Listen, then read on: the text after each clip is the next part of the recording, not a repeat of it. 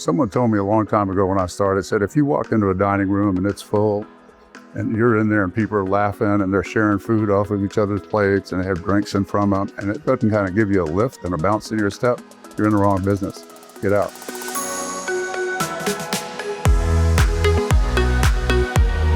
Yeah, it's been a great career. You know, it's 50 plus years. I started with Steak and Ale. I've had a whole variety of companies too. El Chico was a family restaurant. I had some time at Taco Villa, which is fast food. TJ Applebee's, which we always thought of as adult fast food. Fridays, which is kind of the granddaddy of casual dining restaurants in a lot of ways.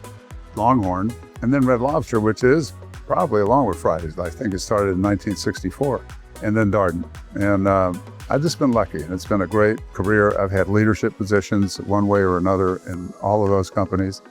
And in November of 2004, we opened Marlowe's Tavern in Atlanta with the neighborhood bar and grill with John Metz and Tom DeGiorgio, three of us.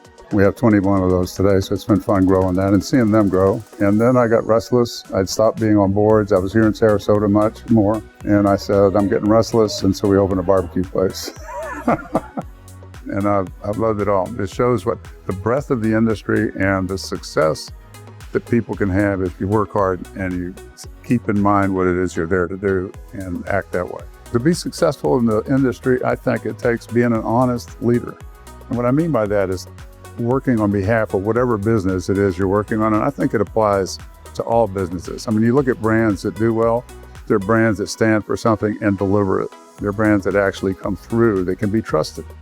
And I think trust is a big thing. And so from a guest perspective, they have to be able to trust that you're going to take care of them, that what they're going to get is quality and they're going to be hospitality. From an employee perspective, they have to be able to trust that you're going to treat them fairly, that you're going to train them properly. So there's a whole series of transactions that take place. Dick's great skill is that he teaches people to be great hospitality people and to do what's necessary, not only to make the plan work, but to make the customer happy. And I think that's his number one superpower. And so his imprint on the industry, I'm one guy, but there are hundreds others like me who have been influenced by Dick throughout their careers. And, you know, so that magic that he has sort of is perpetuated throughout the industry in the people. You know, Dick Rivera has been a lifelong friend of my father's. I've grown up knowing him for a very, very long time. Had the good fortune to work with him at TGI Fridays when we worked together in Dallas, Texas. He brought me in to work there. The tree that he has spawned from the people that have worked for him over the course of time, they would all say the same thing. They would all say what he meant to them, how he helped them develop what he's offered for their career paths, giving them the ability to do things on their own, make the mistakes, learn from those mistakes, and improve and grow. I first met Dick when I was literally a kid in the 1990s, and he was at TGIF. At the time, he was the chief executive officer, and as soon as I met Dick, he treated me almost like an equal. And it's something that when you're early in your career, you never forget how you're treated.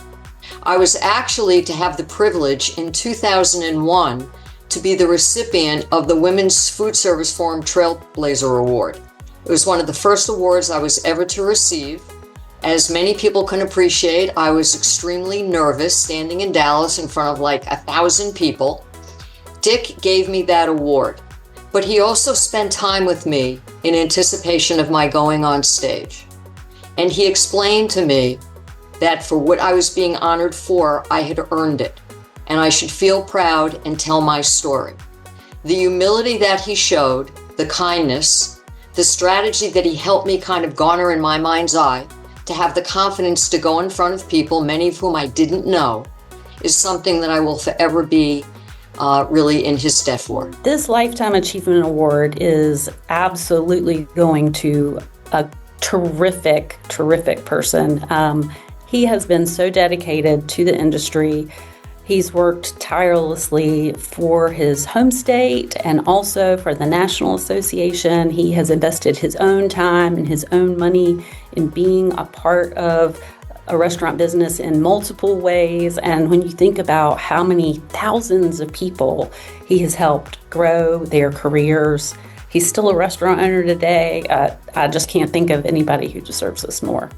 So it's a great honor to get this Lifetime Achievement Award. I've always thought I was too young to get one.